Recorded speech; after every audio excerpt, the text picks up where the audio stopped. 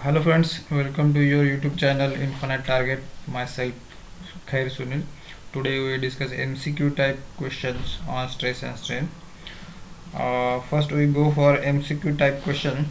We understand what is the stress and strain. Stress: when the material is subjected to an external force, a resisting force is set up within the material. This internal resistance force per unit area is called stress. And strain: the ratio of change in dimension to its original dimension is known as strain. Now I will go to our question. Stress is so अभी हमने जो discuss किया stress क्या है पहले हम लोग पहले ऑप्शन देखते हैं external force, second internal resistive force, third axial force and last one radial force. So अभी जो हमने डिस्कस किया उसके हिसाब से stress internal resistive force create करता है, तो इसका आंसर है internal resistive force. Next question, following are the basic types of stress except, मतलब नीचे दिए हुए ऑप्शन में से एक ऐसा है जो स्ट्रेस का बेसिक टाइप नहीं है. सो ऑप्शन देखो, tensile stress, compressive stress, shear stress and volumetric stress. तो देखो नॉर्मल स्ट्रेस के 3 टाइप्स है, जैसे कि tensile stress, compressive stress and shear stress. So ये basic types. So volumetric stress is our questions answer. Next question, tensile strain. Tensile strain क्या है? देखो ऑप्शन देखो, increase in length to original length, decreasing length to original length, change in volume to original volume and last one all of the above. देखो tensile में क्या है, tensile indicate करता है टू चेंज इन लेंथ. मतलब जब हम लोग, देखो मैं एक डायग्राम निकालता हूँ. अगर एक मटेरियल को टेंसाइल फोर्स लगाता है, इक्वल एंड अपोजिट फोर्स लगाता है, तो क्या होगा,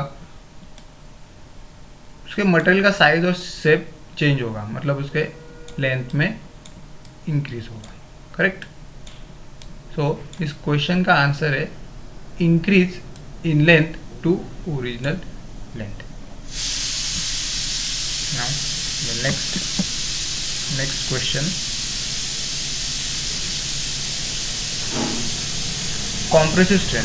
ऑप्शन देखो, increase in length to original length, decrease in length to original length, change in volume to original volume, all of the above. देखो जैसे कि अभी हमने टेंसाइल स्ट्रेन में देखा कि टेंसाइल स्ट्रेन क्या करता है, इक्वल एंड अपोजिट फोर्स लगाते हैं तो वो लेंथ में इंक्रीज होता है. और कॉम्प्रेशन में क्या होता है, जैसे कि हमने इक्वल और अपोजिट फोर्स लगाया टूवर्ड्स द मटेरियल, तो क्या होगा, उसका साइज और शेप में चेंजेस हो गए, लेकिन उसकी लेंथ है वो डिक्रीज होगी. करेक्ट. सो इस क्वेश्चन का आंसर है decrease in length to original length. Next question, Hooke's law is applicable within. देखो हुक्स लॉ क्या है, हुक्स लॉ क्या है, stress is directly proportional to strength, directly proportional to strength. देखो option क्या है, elastic limit, plastic limit, fracture point and ultimate strength. देखो Hooke's law क्या है, जब भी हम लोग एक ही मटेरियल को अगर लोड देते हैं तो उसका साइज और शेप में चेंजेस होते हैं. अगर वही लोड हम लोग निकाल दें तो क्या होगा, उसके साइज और शेप में वो वापस आ जाएगा, मतलब उसके जो लिमिट रहेगी वो क्या रहेगी, इलास्टिक लिमिट. तो इस क्वेश्चन का आंसर है इलास्टिक लिमिट. नेक्स्ट क्वेश्चन देखो, बर्क्स मॉडुलस ऑफ इलास्टिसिटी. देखो ऑप्शन देखो, tensile stress to tensile strain, shear stress to shear strain, tensile stress to shear strain, normal stress on each face of cube per volumetric strain. Bulk is a constant that describe the elastic property of body. जैसे कि हमने अभी discuss किया कि अगर body पर stress load देते हैं तो क्या होगा, वो अपने साइज और शेप को चेंज करता है. लोड निकाल लो तो फिर से उसके साइज और शेप में आता है. सो बल्क मॉड्यूलर इलास्टिसिटी, इसका जो आंसर है हमारा वो है normal stress on each face of cube to volumetric strain. Okay. Next question, factor of safety. Option देखो, tensile stress to permissible stress, compressive stress to ultimate stress to permissible stress, ultimate stress to shear stress. देखो factor of safety क्या है, जैसे कि हम लोग ये कोई भी कंपोनेंट देखें तो उसे डिज़ाइन करने के पहले उस पर कितना ट्रेस डाल सकते हैं और वो कितना ले सकता है वो डिसाइड होता है। मतलब उसके अल्टीमेट स्ट्रेस को उसके परमिसिबल स्ट्रेस से कंपेयर करते हैं। मतलब इस क्वेश्चन का आंसर है ultimate stress to permissible stress. Next question देखो, यहाँ पे एक प्रॉब्लम है, एक रॉड है, वन रॉड है जिसकी लेंथ है 20 सेंटीमीटर एंड डायमीटर दिया हुआ है 3.0 सेंटीमीटर एंड एक्सियल पुल मतलब P दिया हुआ है 18 किलो न्यूटन और हमें आंसर निकालना है न्यूटन पर mm² में। ठीक, सो ऑप्शन देखो 22.57, 23.47, 24.57, 25.47। सो देखो स्ट्रेस का फॉर्मूला क्या है, P/A, जो कि हमें आंसर निकालना है। ये जो फॉर्मूला है, जो फॉर्मूला, इस फॉर्मूले हमें आंसर निकालना है न्यूटन पर mm² में, जो कि यहाँ पे लिखा हुआ है। सो स्ट्रेस सो नेक्स्ट अपन एरिया का फॉर्मूला देखते हैं क्या है। एरिया का फॉर्मूला है सर्कुलर सेक्शन के लिए π/d²। और जो d है इसको कन्वर्ट करते हैं 3 सेंटीमीटर का, 3.0 सेंटीमीटर को हम लोग mm में कन्वर्ट करेंगे, 3.0 इंटू 10 इज इक्वल टू 30, ये आंसर है। फिर बाद में p को हम लोग किलो न्यूटन से न्यूटन में कन्वर्ट करेंगे, 18 इंटू 1000। सो ये अपना आंसर है 18,000 न्यूटन। नेक्स्ट देखो, सो एरिया में डी ए जो पुट करेंगे एरिया के फॉर्मूले में, जो डी का π/4 इंटू 30², आंसर आएगा 706.86 mm²। बाद में एरिया का जो आने वाला आंसर और पी, इन दोनों को हम लोग फर्स्ट इक्वेशन में पुट करेंगे, कौन से ए वाले, इस इक्वेशन में पुट करेंगे। सो देखो अभी आंसर क्या है, स्ट्रेस का 25.47 न्यूटन पर mm²। सो ये आंसर, तो हमारा आंसर आने वाला है 4th नंबर, ये हमने इस क्वेश्चन का आंसर। नेक्स्ट क्वेश्चन देखो, total extension in bar consist of 3 bar. The total extension in bar consist of 3 bar of same material for varying section is. सो यहाँ पे आपने ऑप्शन देखो स्क्रीन पे दिख रहे, सारे के सारे ऑप्शन है। ठीक है, इस ऑप्शन में P का मतलब है लोड अप्लाई, E का मतलब है यंग्स मॉडुलस ऑफ बार, और L1, L2 and L3 are the correspondence of bar मतलब length. A1, A2, A3 area of corresponding bars. So देखो अभी आंसर जो आपने दिया हुआ है इसके कैसे आता है, मतलब फर्स्ट देखो यंग्स मॉडुलस का फॉर्मूला क्या है, stress upon strain, correct. So stress का फॉर्मूला है P/A और स्ट्रेन का फॉर्मूला है ΔL/L। डेल्टा एल मतलब change in length divide by original length. So E के मतलब ए वाले जो इक्वेशन है यंग्स मॉडल में, ये दोनों की वैल्यू हम लोग पुट करते हैं। ठीक, तो वैल्यू क्या है, P/A अपॉन ΔL/L। हाँ, सो ये क्रॉस मल्टीप्लिकेशन से जो आंसर आता है PL/ΔL/A। बाद में देखो डेल्टा एल का मतलब चेंज इन लेंथ का मतलब एक्सटेंशन जो निकालना है हमें इन बार, उसका फॉर्मूला देखो PL/EA। सो अभी respectively L1, L2, L3 and A1, A1, A2, A3 हम लोग पुट करते हैं इस चेंज इन लेंथ के फॉर्मूले में डेल्टा एल में।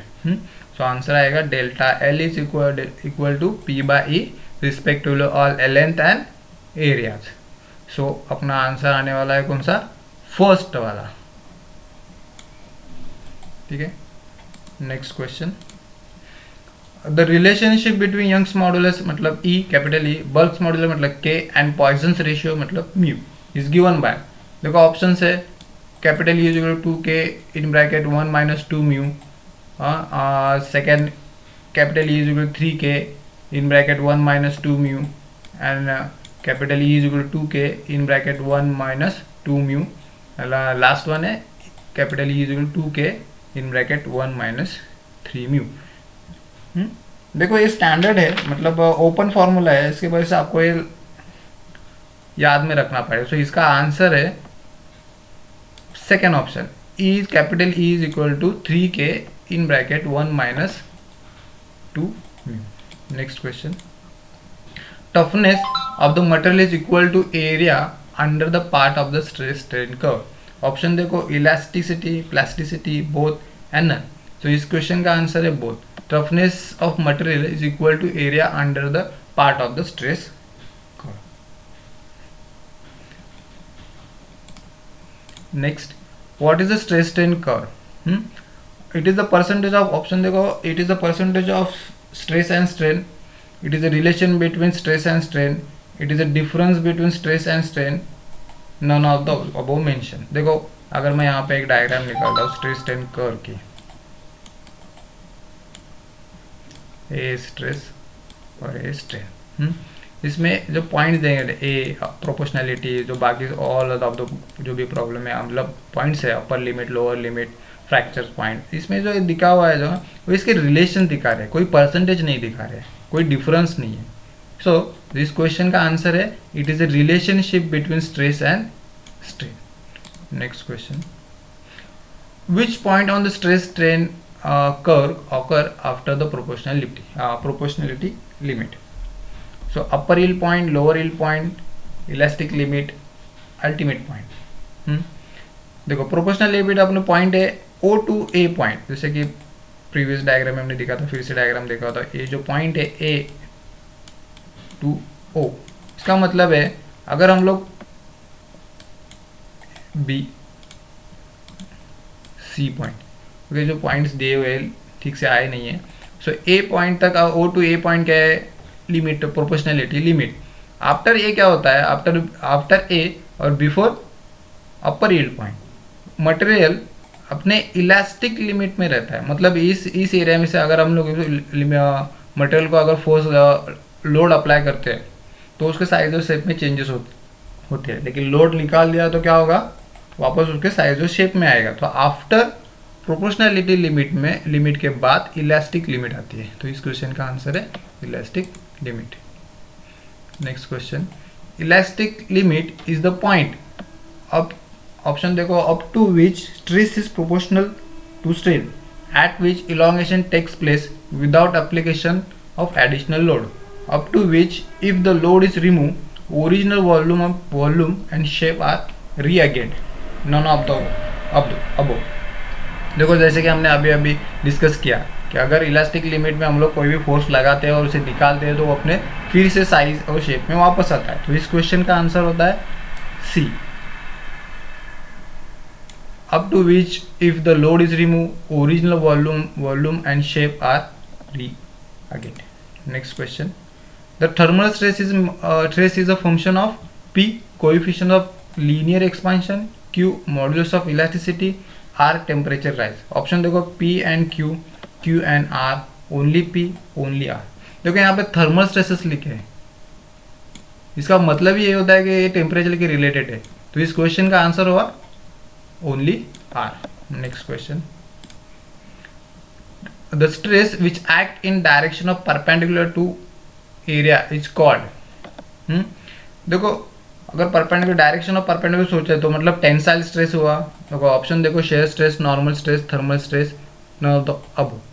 सो यहाँ पे देखो थर्मल स्ट्रेस से कोई रिलेशन नहीं है, non of the question. Normal shear stress से भी कोई रिलेशन नहीं है. नॉर्मल स्ट्रेस के दो पार्ट, मतलब टेंसाइल स्ट्रेस और compression stress.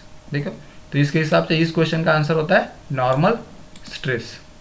Next question, in a body loaded under plane stress condition what is the number of independent stress component? जैसे कि यहाँ ऑप्शन है 1, 2, 3 और 6. जैसे कि अभी बोला मतलब नॉर्मल के दो पकड़ो, टेंसाइल स्ट्रेस, हाँ, कॉम्प्रेशन स्ट्रेस, और एक लास्ट वन है अपना शेयर स्ट्रेस. तो कितने हुए, 1, 2, 3. सो इस क्वेश्चन का आंसर है 3. Next question, the stress induced in a body when subjected to equal and opposite forces which are acting tangentially across the resisting section resulting in shearing of the body across the section is called. देखो यहाँ पे sharing भी लिखा हुआ है. Option देखो, bending stress, compressive stress, shear strain and shear stress. जैसे कि अगर कोई भी दो मटेरियल है रिवेटिंग किए हुए, अगर उसे इक्वल एंड अपोजिट फोर्स लगाते हैं दोनों तरफ से, तो इन दोनों के बीच में क्या होगा, शेयर होगा, सो शेयर स्ट्रेस होता है। तो इस क्वेश्चन का आंसर है shear stress. Next question, shear stress distribution over rectangular section will be Bernoulli's law, stress law, Hooke's law, Poisson's law. So Bernoulli तो related to pressure है, stress law that set stress is a difference between stress and adaptively of any kind. So elasticity में देखो तो मतलब Hooke's law, इस question का answer होता है Hooke's law. Next, thank you. Continue in next lecture, keep watching, like, share and subscribe. Thank you.